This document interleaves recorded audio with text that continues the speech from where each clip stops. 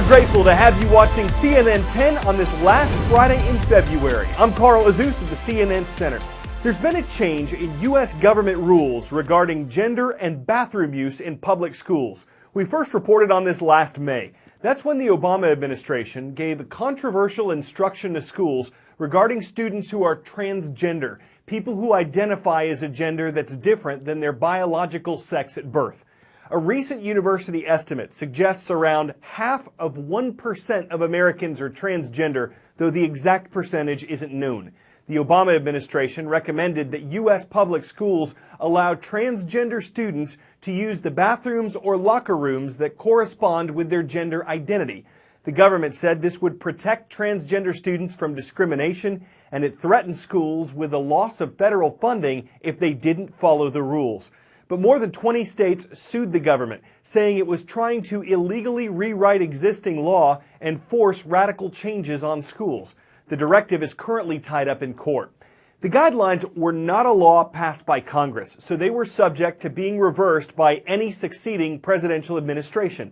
And this week, they were. The Trump administration says policies on this issue should be in the hands of Congress, state legislatures, or local governments. I've made this clear, and the president's made it clear throughout the campaign, that he's a firm believer in states' rights and that certain issues like this are not best dealt with at the federal level. House Minority Leader Nancy Pelosi wrote in a statement, quote, "This is not a state issue. This is an issue of equality for all, and that transgender students have the same right to a safe environment at school and in their community as everyone else." Supporters of the new guidelines called them a victory for parents, students, and privacy. And the Trump administration says it remains committed to protecting all students from discrimination and bullying. 10-second trivia.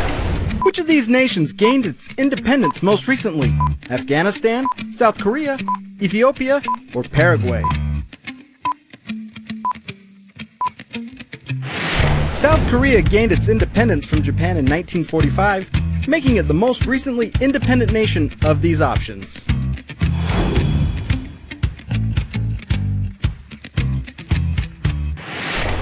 And a new study has projected that South Korea will be the country where people will live the longest in the decades ahead. This was published this week in the medical journal The Lancet. It looked at life expectancy for 35 industrialized nations. It took into account child mortality rates, obesity rates, healthcare, diets, cultural lifestyles. Currently, the World Health Organization says the global life expectancy at birth is just over 71 years.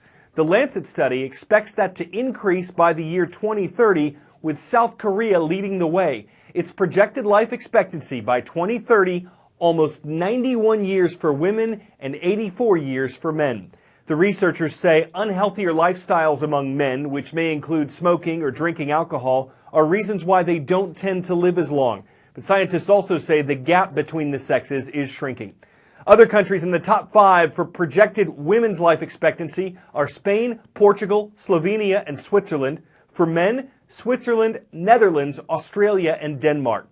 For the U.S., predicted life expectancy for men would be 79.5 by 2030, and for women, more than 83 years. Since the late 1960s, there's been an international treaty that establishes law in space. What? The U.S., the U.K., and Russia agreed that space exploration should benefit everyone, that space should be free to explore and use, that countries won't station nuclear weapons in space, and that they can't occupy or claim certain parts of space as their own. This all may seem a little far-fetched now, but when you consider the steps being taken toward mining asteroids, you can see how property claims in space could come into play. Life in space is happening. But if we want to move deeper into the dark and possibly colonize planets, we have ignition. Lift off. It's going to take more than rockets and spacesuits. Our best chance at life in space may just be asteroids. Asteroids are something that worry about threatening the Earth, but in truth, actually, they are the greatest opportunity that we have. Chris Lewicki is an aerospace engineer who is obsessed with space. He's helped NASA land 2 rovers on Mars. He and his company, Planetary Resources, are confident asteroids hold the passport to the cosmos. We're focused on a single task, finding resources in asteroids and bringing those resources to a market that's going to start here in low Earth orbit and grow into the solar system. These are more than just chunks of rock. Many are packed with metals that Lewicki wants to mine for building materials. In fact, many of Earth's most valuable metals can also be found in asteroids. But the real treasure Lewicki's hunting is water.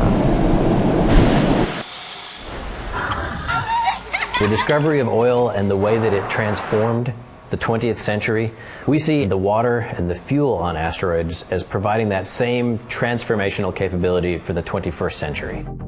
The idea is to build orbiting gas stations that harness the sun's power to split water into liquid oxygen and liquid hydrogen that would then be used for rocket fuel. That way, spaceships wouldn't have to carry all of their fuel with them and could top off at these cosmic filling stations, allowing them to go even deeper into space.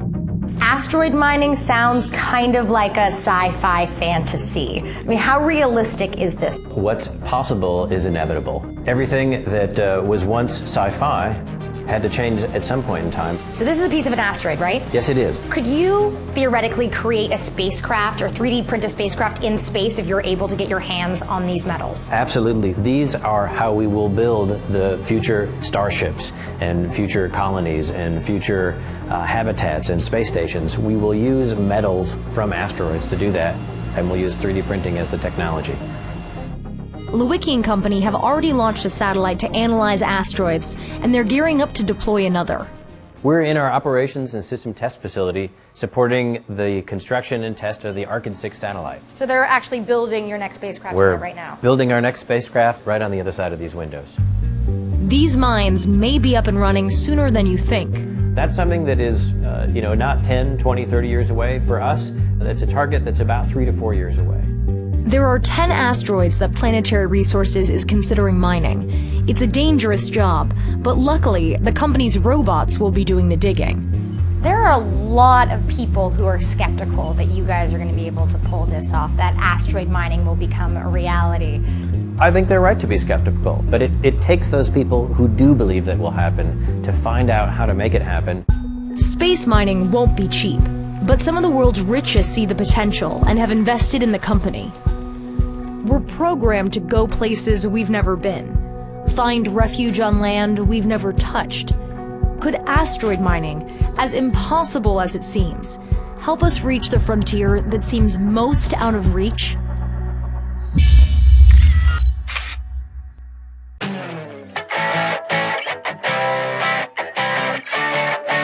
A pushy pooch yesterday, a hopping hound today. This show is going to the dogs, y'all.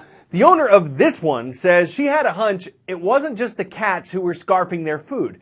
So she set up a camera and left the area, and you can see that the dog is desperate to get in. She seems to try a short running start at one point, then abandons it, but eventually, now you don't see her, now you do. Looks like she had room to spare. Other dogs known to make leaps like that include the Jumpin' Shepherd, the Bounder Collie, the Schipperke, the Papillon, the Lhasa Apso, the St. Bounce Nard, and of course, the Labrador Retriever. Yes, I kid around with you, but what fun we have in these puns. And we beagle you. Join us next week when we're bark with more CNN 10. Fridays are awesome.